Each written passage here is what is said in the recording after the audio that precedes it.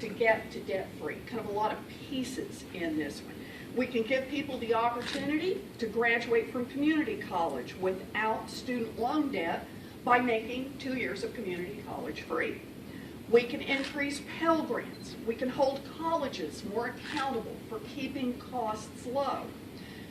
We realize that low cost is something we can achieve, and it's an important part of building a future. But we also have to deal with the debt that is already out there. And Democrats are leading the fight to lower the interest rate on your student loans.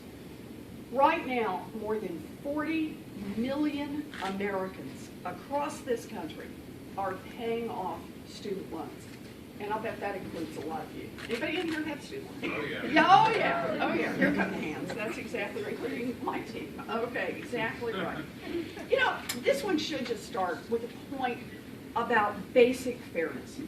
When interest rates are low, homeowners can refinance their debt down to lower interest rates. Businesses can refinance their debt. Heck, municipalities and state governments can refinance their debts. But student loan borrowers are stuck with interest rates 6%, 8%, 10%, and in some cases even higher.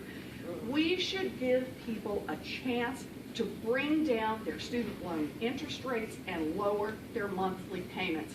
And we should do it now. Could I have a big amen on that?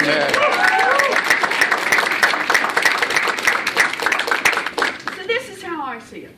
This fight is about our values. No hardworking student should be crushed by debt because they tried to get an education. If we are a country of opportunity, then we need to do more than talk the talk. We need to walk the walk.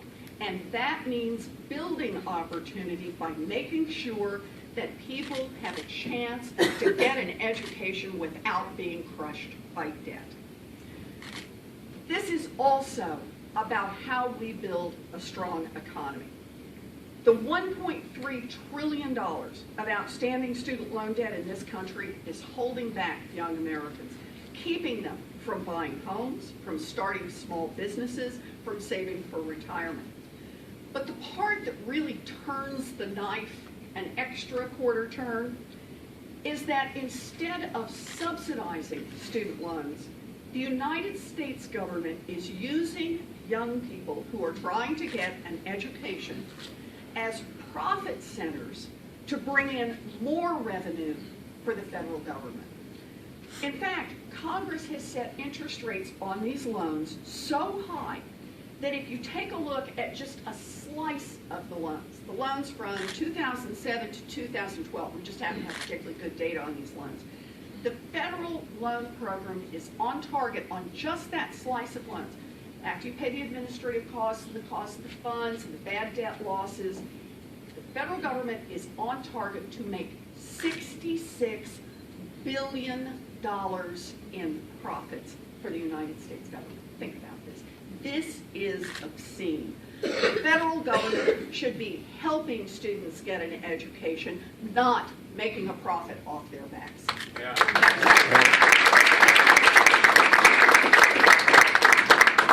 So how much difference would it make to students if we actually got our refinancing bill through?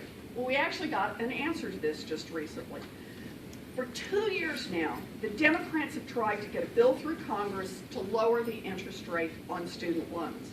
And for 2 years, the Republicans have stood up and blocked that bill in vote after vote.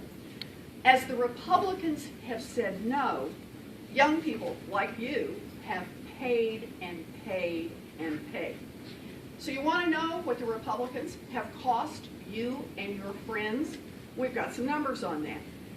Just take a look at the people, the small group of people who started repaying their loans between the summer of 2014 and the summer of 2015. So we've got a group, 1 year, started repaying their loans. The Department of Education estimates that this one group alone in just 1 year will pay $650 $55 million more in interest than they would have if Congress had passed the bill to lower the interest rates.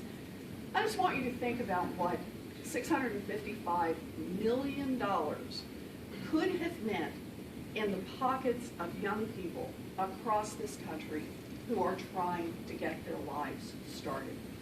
Well, that's what we're fighting for. Look, I know that we need to do a lot to bring down the cost of college and to make debt-free college a reality. There's a whole lot more that we need to do, but this is a start. It is a good start. It is a fight worth having. Now, I have told you what the Democrats have put on the table, what we've proposed, what we're out there fighting for. You've seen the outline of it. You'll get some more conversation about this. I just want to stop for a minute to talk about the Republican vision of education. Not only have they blocked our efforts to try to reduce the interest rate on student loans, they've actually told us a little bit about how they look at this. Ted Cruz wants to completely abolish the Department of Education. Rand Paul agrees. In fact, Rand Paul, I want to quote Rand Paul on this, he has said, I don't think you'd notice if the whole Department of Education was gone tomorrow. Do you know what that means? No Pell Grants, no federal student loans, nobody to push back when for-profit colleges rip people off. That's right. The Republican plan for higher ed is to tell students, good luck out there, you're on your own. Donald Trump has his own vision of higher ed. His view seems to be, why let the federal government and the banks get all the money? I can make money off students myself. All right. For 5 years, Donald Trump and his investors raked in millions of dollars running his for-profit Trump University. But there was just one catch. Despite using words like professors and tuition, Trump University was not a real university. It was a total sham. And now the Trump University students are striking back. Students who have been left with private loans and credit card debt to pay for their so-called tuition have sued Trump University. The New York Attorney General has also sued. State attorneys general across the country have opened up investigations checking into claims that thousands of vulnerable people were conned into paying anywhere from $1,500 to $35,000 for bogus courses. And what's Donald Trump's response? Trump you. He took his money and he plans to keep it. And too bad for the students who got cheated. You know, students got cheated in this case, but at least Trump University was so bad that they were never eligible for any federal money. But that is not the case for many for-profit colleges. For those schools, the students lose out, but also the American taxpayers lose out. Corinthian College. Anybody here heard about Corinthian College? Yeah. Let's talk for a minute about it. Horrible. Corinthian College, for-profit college that recently filed for bankruptcy and shut down. But before they did, they were under investigation by 20 different states for defrauding students. Now, in 2014, while all this is happening and these investigations are building up and they're beginning to discover what's going on over at Corinthian, Marco Rubio got involved. He sent a letter to the Department of Education saying, and I want to quote this letter, I believe the department can and should demonstrate leniency with Corinthian. Leniency, so that Corinthian could keep sucking down federal student loan money to trap more students into paying for bogus degrees. Oh, and just one side note, Corinthian colleges contributed handsomely to Senator Rubio's PAC in the last election cycle. So, you know, what I think about here is, hey, Marco, how about instead of making it easier to steal from taxpayers and defraud students, we try making it a little harder? Maybe that would be a good presidential campaign idea. That's right. That's right, though. The Rubio plan for higher ed is to let predatory schools rope in students with lies and then hammer them with debt if the school makes a big enough contribution to the Republicans' campaign. According to the Republicans, Shameful. that's just how the system works in Washington. So I think it's pretty clear. We have a choice. We can whimper about this, we can whine about this, or we can fight back. Me, I'm fighting back, and that's why I came here today. Are you ready to fight back?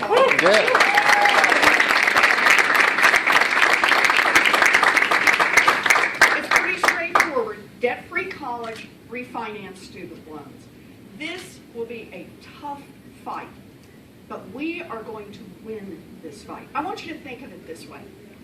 10 years ago, if somebody had told you that we would have 50 state marriage equality by 2015, you would ask what they were smoking.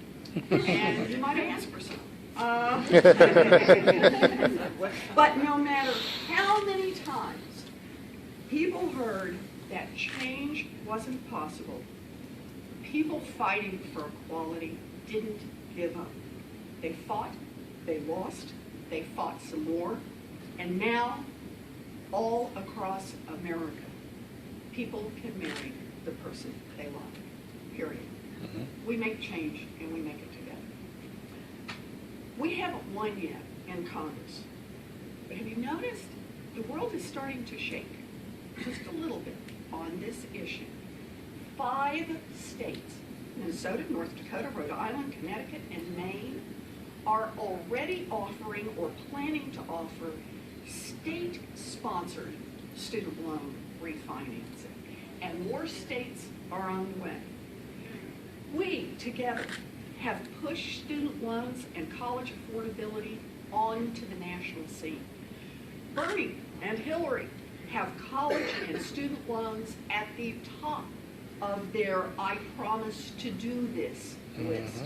You know, that's a pretty good response to a movement that didn't even exist 3 years ago. So I'm here today because I believe young invincibles can make it happen. You understand this issue better than anyone. You can make the calls, knock on doors, tweet, Facebook, Snapchat, Instagram.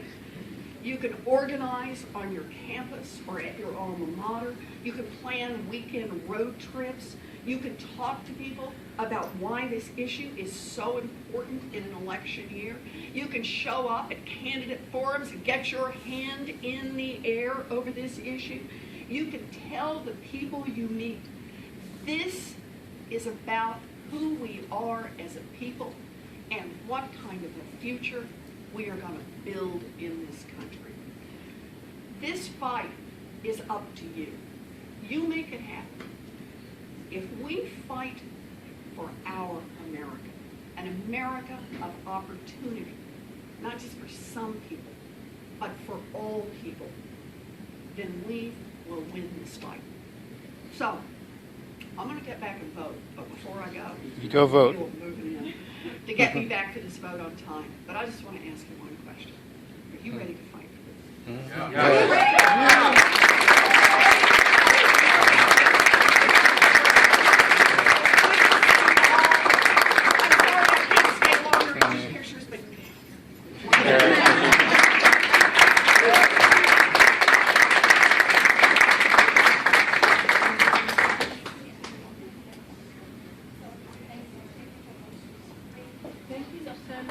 Thank you guys so much. We have an awesome free lunch in the back. So if you've completed your evaluations, you can just give it to me or Craig, who's over there. And we'll be collecting them at the end of the table or anywhere else. But there's box lunch in the back. There's water, soda, and just feel free to mingle and talk about your student.